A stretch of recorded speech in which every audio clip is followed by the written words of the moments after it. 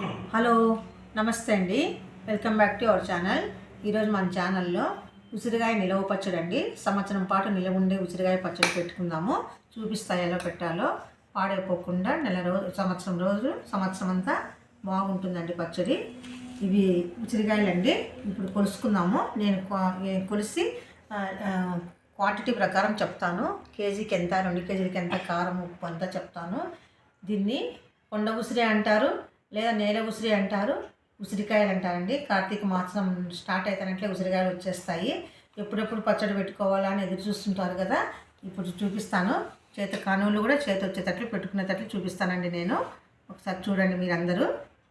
ఉసిరికాయలను ఫస్ట్ మనము కేజీనా 2 కేజీల అన్నట్లు తుంచుకోవాలండి. నేనైతే 2 కేజీలు పెట్టాలనుకుంటున్నాను. నేను తక్కడితో తూకం వేసుకొని పెడతానండి. ఎప్పుడైనా నేను పచ్చళ్ళ కోసమే ఈ తక్కడి తీసుకున్నాను.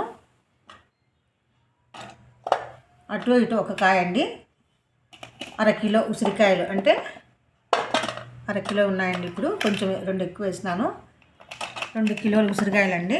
ఇప్పుడు నేను తక్కడితో తుంచి పెట్టినా కదా, వీటికి బాగా కడుక్కున్నాము. వీటిని నీళ్ళు వేసి ఇట్లా కడిగేసుకొని బొర్లకి నీళ్ళు ఇట్లా వేసేస్తే నీళ్ళన్నీ వచ్చిపోతాయండి.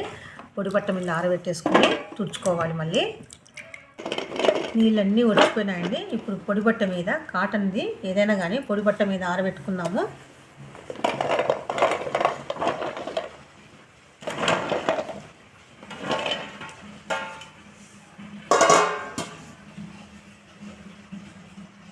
బాగా ఆరనివ్వాలండి. కాయలు బట్టతో తుడుచుకోవాలి, తడి లేకుండా, ఎక్కడ కానీ కొంచెం కూడా చెమ్మ లేకుండా తుడుచుకోవాలి.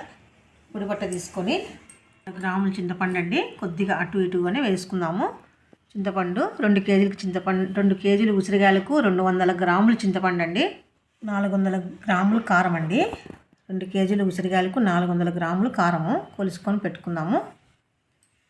300 గ్రాములు ఉప్పు అండి. అది రాళ్ళు ఉప్పు, ఎండకు పెట్టుకొని మిక్సీకి పట్టి మెత్తగా చేసుకున్న ఉప్పు అండి. ఇది కల్లుప్పు. ఎప్పుడైనా పచ్చళ్ళకు కల్లుప్పే వేసుకోవాలి. ఉసిరికాయలు ఇట్లా బాగా తెచ్చుకోవాలండి, తడి లేకుండా. ఇట్లా ముచ్చుకల్లో కానీ తడి ఉంటుంది, ఆ తడి లేకుండా బాగా బట్ట పెట్టి పొడి బట్ట తుడిచేసుకోవాలి. అన్నీ అట్లా తుడిచేసుకొని పెట్టుకున్నామండి. బాగున్నాయండి. అందులో చింతపండు వేసేసుకుందాము. వేడి నీళ్ళలో వేసేసుకోవాలండి. ఎప్పుడు చల్ల నీళ్ళలో వేసుకోకూడదు.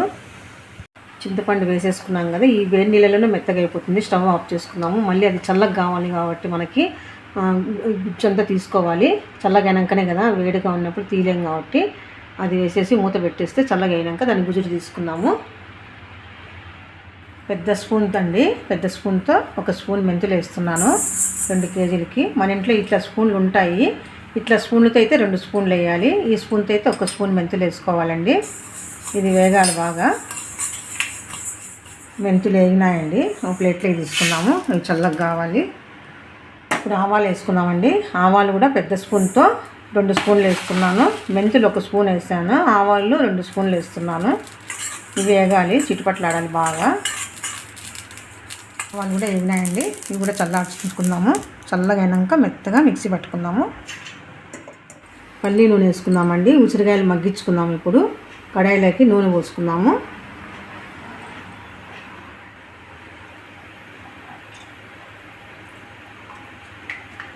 రెండు కేజీలు కాబట్టి 2 సార్లుగా ఉడకనిచ్చుకోవాలి ఉసిరికాయలు. నేను 1/2 లీటర్ వేసినాను. ఉసిరికాయలు మగ్గించుకుందామండి. 2 కేజీలు కదా, అన్నీ పట్టవు.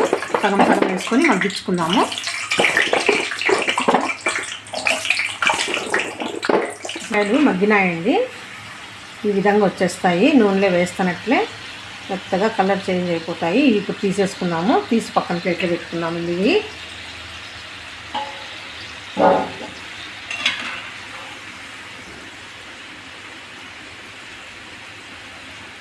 ఇంకా ఉండే ఉసిరికాయలు కూడా వేయించేసుకుందామండి. అప్పుడు 1 కేజీ వేసాను, ఇప్పుడు 1 కేజీ ఉసిరికాయలు వేయించేసుకుందాము. చింతపండు అంతా ఇట్లా తీసేసుకుందామండి. గుజ్జంతా, చింతపండు గుజ్జు అంతా లోపలికి వచ్చేస్తుంది. స్టైనర్లో ఇట్లా వేసుకొని మనం తీసేస్తే ఈ పిచ్చలు, ఏమైనా పీనలు, పిచ్చలు అంతా బయటకు వచ్చేస్తాయి. ఈ విధంగా తీసేస్తే వెల్లుల్లి వేసుకున్నామండి.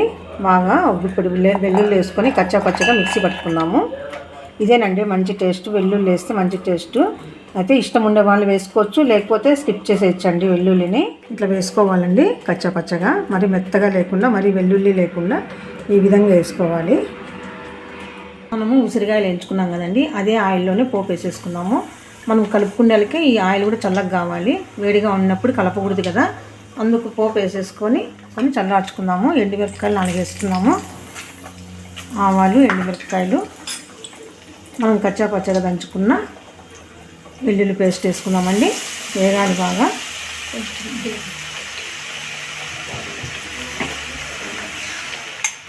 ఇది చాలండి వేగడము. నూనె చల్లారికెళ్ళకే ఇది కూడా వేగిపోతుంది. స్టవ్ కట్ చేసుకున్నాము, ఆఫ్ చేసేస్తే స్టవ్. చింతపండు కూడా బాగా ఉడికిపోయిందండి. ఇది కూడా మనం స్టవ్ ఆఫ్ చేసుకొని, చింతపండు చల్లగా కావాలి, ఆయిల్ చల్లగా కావాలి. చల్లగా అయిన తర్వాతనే మనం కలుపుకుందామండి ఉసిరికాయలు. రెడీ అండి. అన్ని చింతపండు గుజ్జు చల్లారింది, నూనె చల్లారింది. ఇప్పుడు కలుపుకుందాం పచ్చడి. ఫస్ట్ కారం వేస్తున్నాను.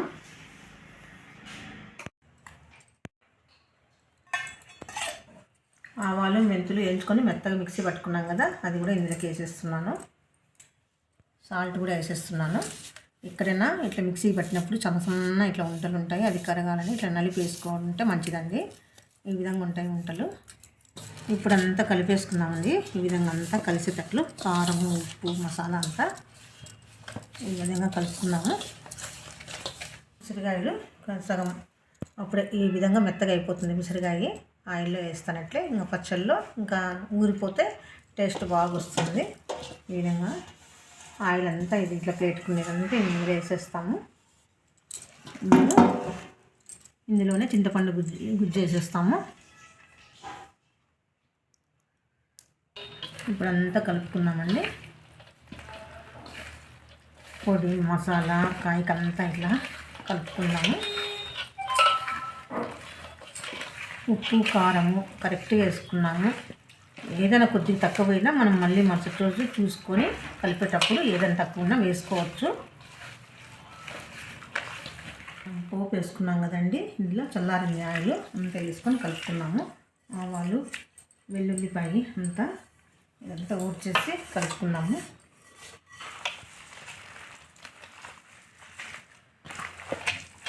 అర లీటర్ ఆయిల్ పట్టిందండి, శనక్కాయ నూనె.